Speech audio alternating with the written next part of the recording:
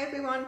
Today I'm going to talk about the biggest things that make fat loss harder or less successful.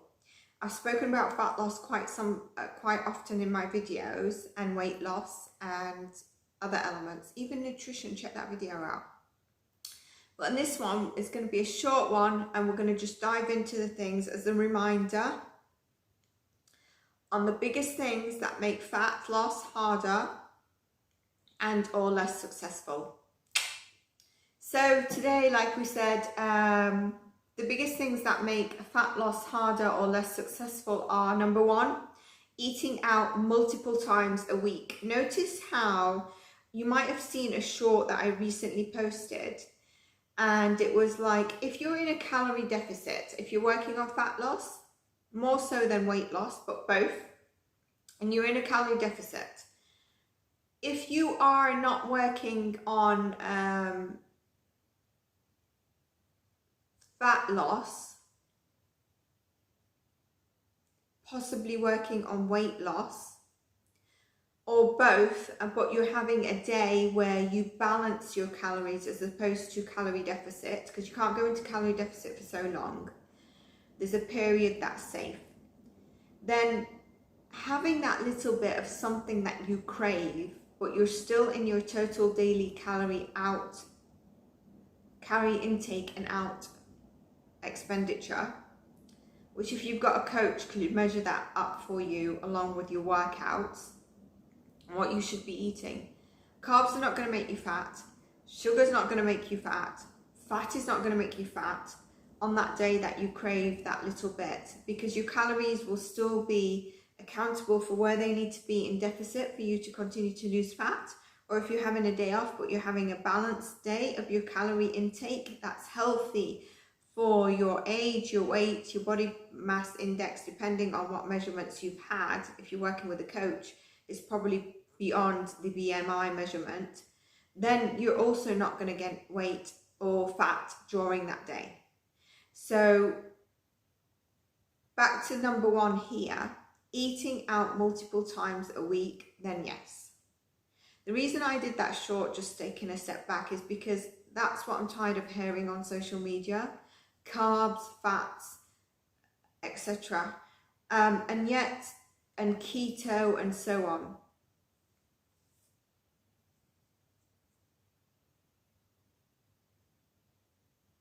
The reason I paused is because I was going to go into keto and fat, and the measurement of like fat is, carbs is only four calories and fat is more than that. But yet we say about keto, what about muscle growth, that we need carbs?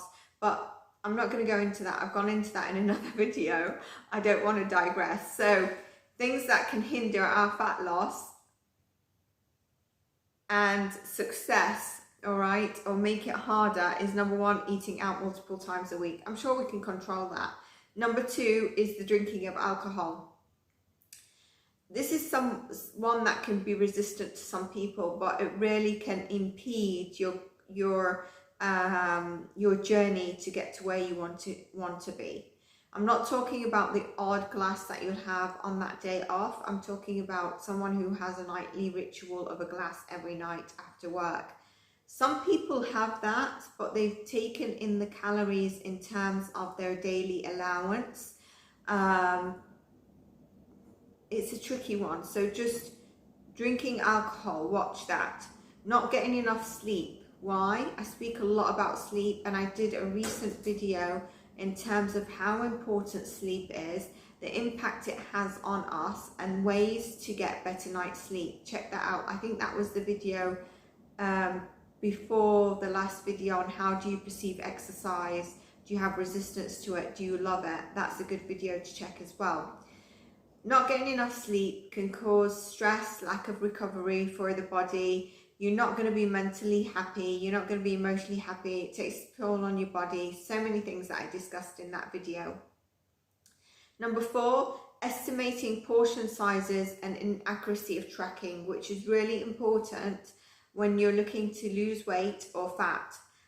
Looking at your portion sizes and a bit of tracking is important for you.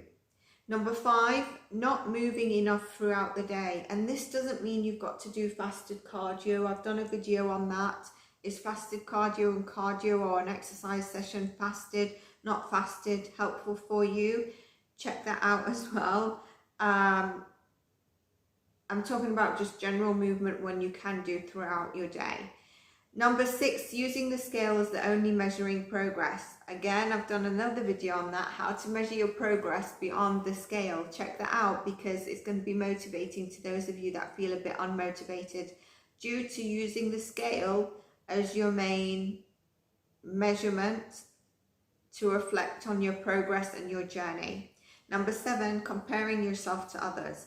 This one is a big one. I've spoken about it because unintentionally, I haven't grabbed in the past, for example, comparing myself to someone like that. But when I've wanted to take action in a certain area in my life, I've compared me starting out on this new goal to someone who's done that as a lifelong goal or career or whatever it is.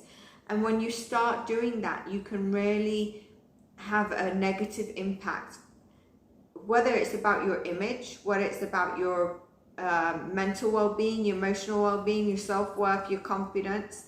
And don't forget, what you're comparing yourself with might not be the reality of that person as well.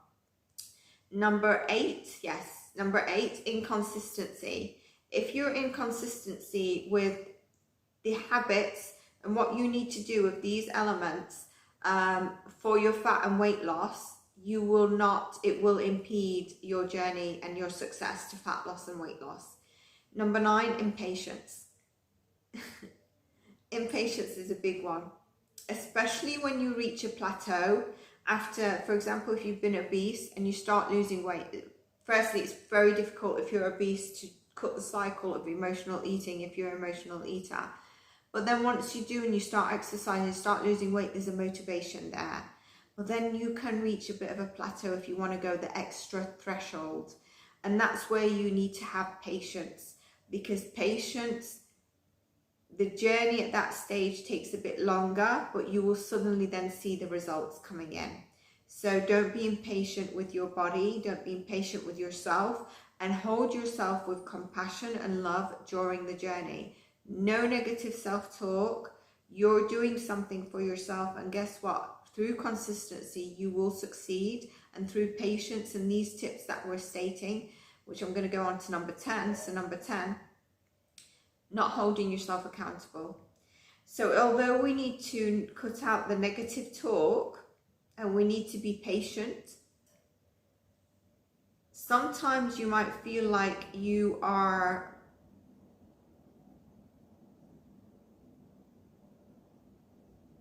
not doing the steps, these 10 steps, for example, you're not doing them all. You're not holding yourself accountable for your goal. You're not holding you as the main driver. And I've done a video on who makes the decisions for you. Check that out. It's around fitness, it's around life, it's around mentality. And it's a really good video on decisions. I don't think you would have seen another coach or a role model cover that, because it's like informal, but those light bulb moments that you'll get from it. And it's really about being accountable for what we want, our results, and the journey we take, and the steps every day, the choices we make every day to get to that step. So that's where not holding yourself accountable for that is going to impede your success of fat loss and weight loss.